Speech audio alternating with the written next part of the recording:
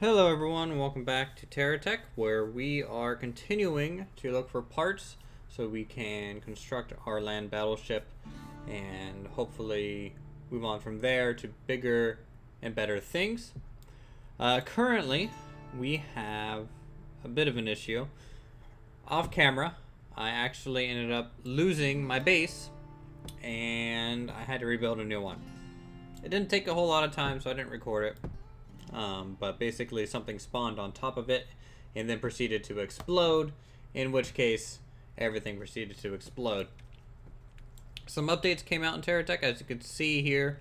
Probably that's never really happened before, are the cannons are actually kind of producing smoke and debris when they are launching things into space to be sold. And of course, I get under attack right now. What the heck is even hitting me?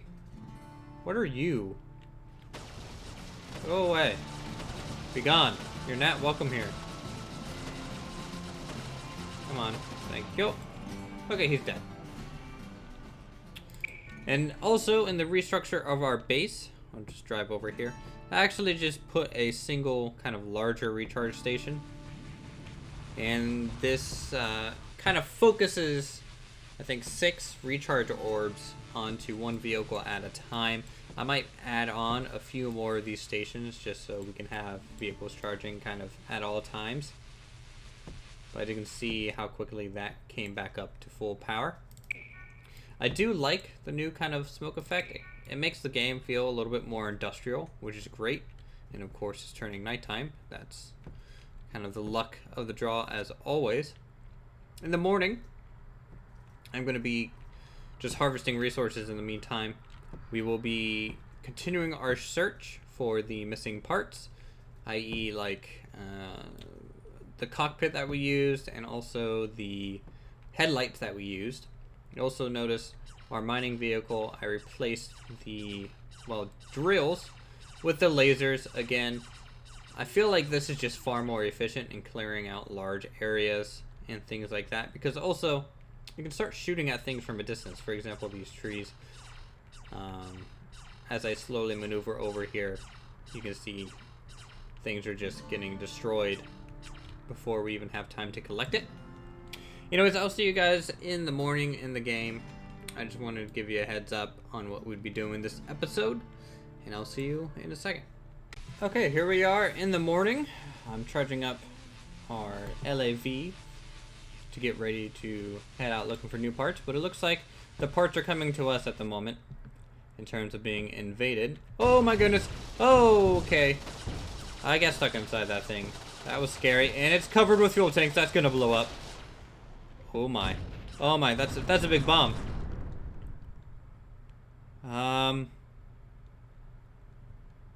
Did that damage my base? Please say it didn't damage my base. Is everything okay over here? Damaged some conveyors. Other than that, things look normal enough. Luckily, those conveyors aren't really used often enough to worry about it. Wow, that thing just had a whole bunch of fuel tanks on it. And the fact that I spawned inside of it was not the greatest adventure. Let's go ahead and see if it had any part that we don't have unlocked just yet. Everything over here looks fairly normal. Okay, off we go. Now, I'm thinking about taking the scout paint out for a spin, just so we can see all of our options. We're really looking for these yellow kind of vehicles, and they're going to be a bit of a pain to assault every time, because as you can see, they just stack themselves full of guns.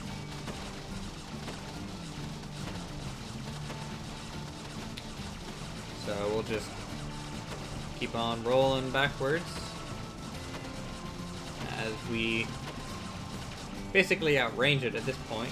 Now what's shooting at me? This little thing? Oh boy, the lag is real.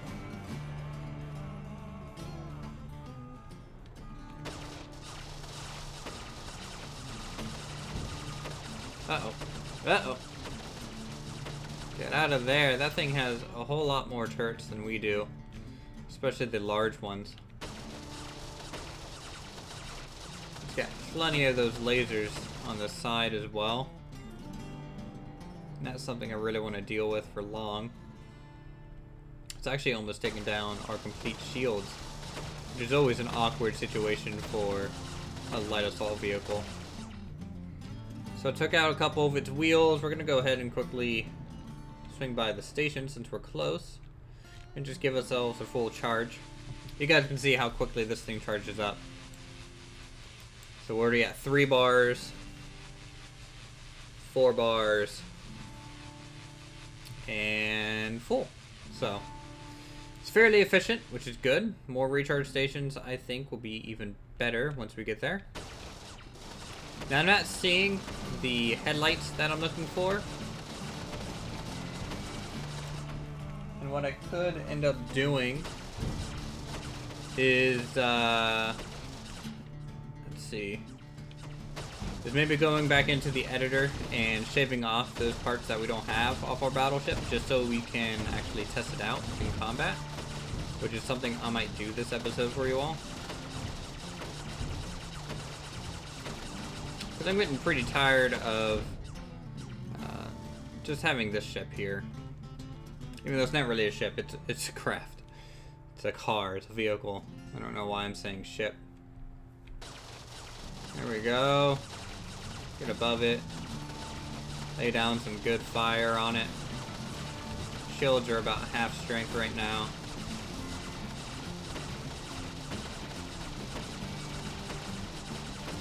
This thing is performing very well against us for just having 2 wheels. It has a lot of armor with those yellow blocks, which can be a big pain to deal with. Oh, it's like it's decapitated, so we'll just go in here, clear it out. Is he dead? He looks pretty dead to me. My other craft looks pretty dead as well, but that's an older one. It's not really important. I wish I could fit more of these big guns on here and make it look good, but I don't think I can. What's this? It's another buying module. Don't need this. Okay. So tell you what, I am going to go ahead and modify our current land battleship design. So we can hopefully try and port that into the game after some more mining. We can go ahead and give that a spin. Alright everyone, so I'm flying around in my little scout plane here. I went ahead, farmed up enough credits, and the land battleship is under construction right now at the large trade depot over there. So it should be popping in here shortly. In the meantime, I'm just going to keep scouting around, flying, hanging out with you guys. So the I don't know if anyone else heard or not. I was probably a little late to the party. Timber and Stone did get updated to 1.7. It looks like they added a fog of war, so you can't really scout out enemies unless your townsfolk see them to begin with. So that's gonna make it a little harder. It sounds like they just increase the difficulty in terms of mobs and their AI and things. I don't know if the new Necromancer is in yet. They changed beds. Beds actually heal your citizens now, and I think they just added some new blocks as well. So that's something to look forward to when we get back into Terraformercraft. It'll be a nice, not Terraformercraft. I don't know why I said that. Timber and Stone. Everything I play starts with a T. TerraTech, Terraformercraft, Timber and Stone. Shoot, I mean, pretty much, yeah, it's a little crazy. I need to stop playing so many games that sound relatively similar. So this thing should be in here soon. I'm actually gonna land real quick just so we can see where it's at. Hopefully without, nope. Landing's always a little rough. Let's look at the tech here. 20 seconds. 20 seconds until we have our wonderful, wonderful new combat-oriented ship, and we can test that out. Let's see, any other gaming news to talk about? Cube World's not dead. I don't know if anyone of you guys played Cube World or not when it entered early access like 2 years ago, but everyone thought it died. Everyone thought the creator kind of took the money and ran, because nothing has been heard for the past year and a half or so from them. But it looks like things are progressing. They just don't want to get hype built if nothing's really making headway for them. So they did release some screenshots of new features and things. So that's something to look forward to. This here is the land battleship that we made about last episode in the creative kind of suite.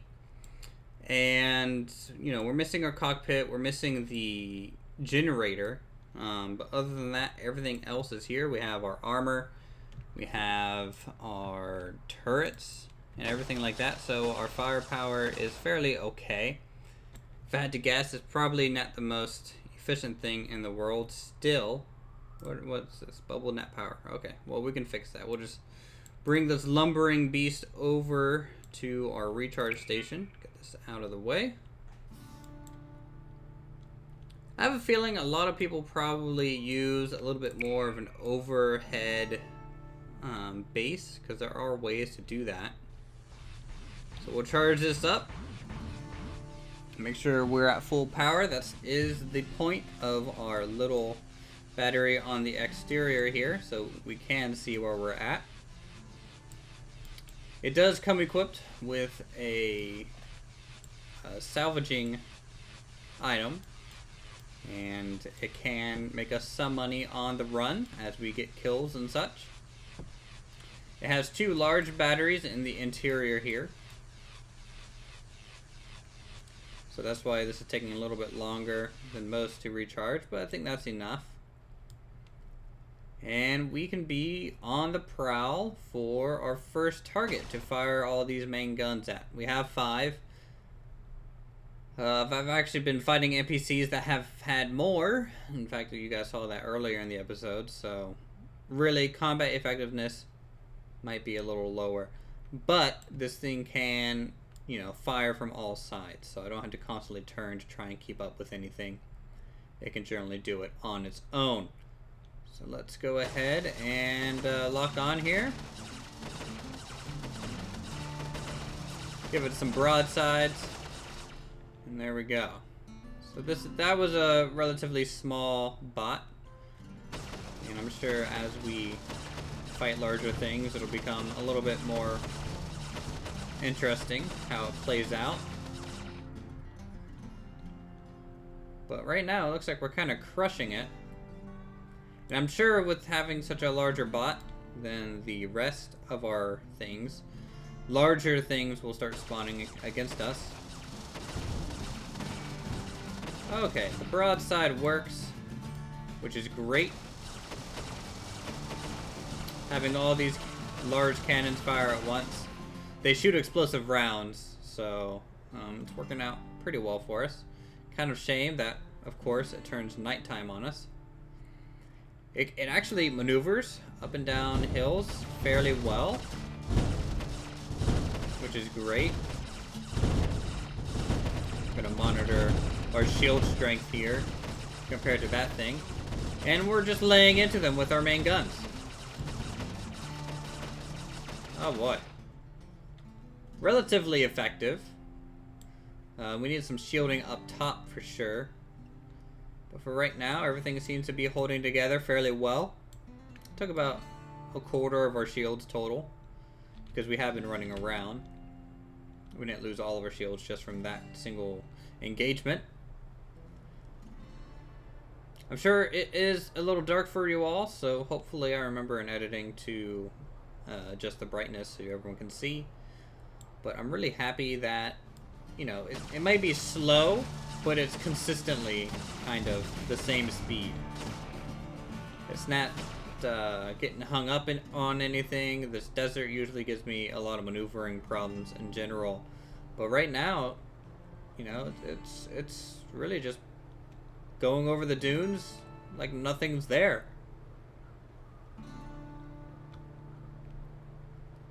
This thing might need rockets at some point, or something to make it go a little bit quicker.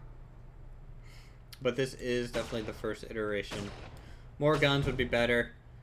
The more I look at this thing, and actually look at the size compared to, say, some of the larger ships that I've seen. I keep saying ship because this is a land battleship instead of rover, which is a mistake.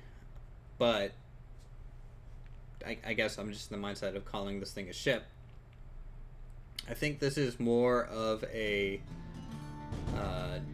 destroyer class or something of the sort rather than a battleship.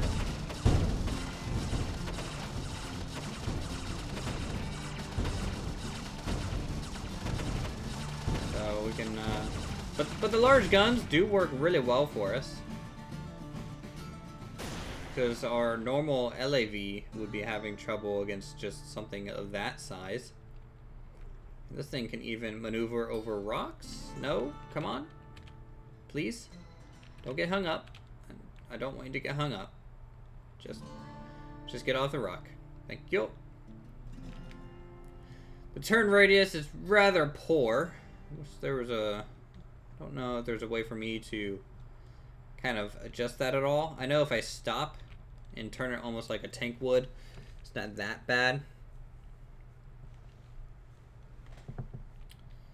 So let's hop back over here.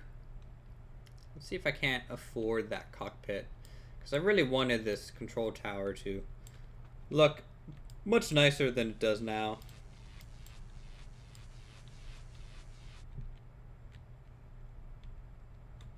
There we go, get a nice and in range of our charging lasers. And go to GeoCorp. Let's look for that cockpit, because I have destroyed other vehicles that have it equipped, but I haven't been able to pick it up because they've only, yeah, they don't have any, they don't tend to drop it because it explodes when they die. So let's go ahead, get this thing some lights, so at nighttime, you know, things become a little bit more clear for us.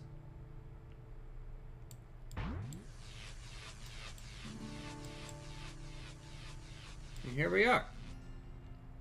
This is the current version. I'm sure the longer we play, this thing will get updated. And you guys can let me know what you'd like to see as always. I'm going to go ahead and blow up this thing. It has a fuel tank on it, so it might make a pretty decent boom. Come on. Get over here, little tyke. Come on, come on, come on, come on. Oh, look at you. You're cute. Okay, I shot off the fuel tank. It proceeded to explode properly. It's actually really cool to see the turrets move in a line. Wouldn't mind getting a nicer shot of that as well. So let's... Looks like there's an enemy up this way. And it's actually something in our size category, so... Here we go, let's watch these turrets. Oh yeah, that looks good. Now we're just kind of using the terrain to our advantage because a lot of their guns can't arc down very well. So they just have some light fire, which really isn't going to be doing much against us. We can actually just crawl up this hill like a boss. And, nope.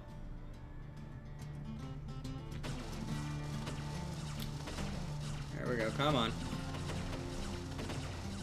I like the explosion effects from our main guns. Low craft tend to have the advantage up close, but that is why we have these smaller armaments along our side to deal with them.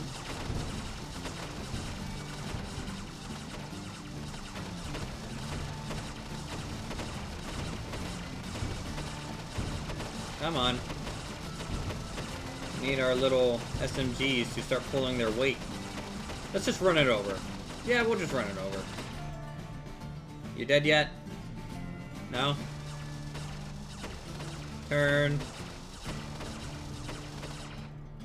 See, this is one of the moments where I kind of wish you could manually aim your guns to gain increased accuracy. That'd be a really nice feature to have. This wheel is about to break. We need some more shielding in this area. Anyways, that'll do us for this episode of TerraTech. I hope you guys enjoyed the look at the land battleship in action. Land destroyer going forward is probably what we're going to end up calling it. And you guys have a good one. Check out my other videos if you are new to the channel for more creative goodness. And leave a like, leave a comment, leave a dislike. Let me know what you guys want to see next. And I'll see you guys in the next episode.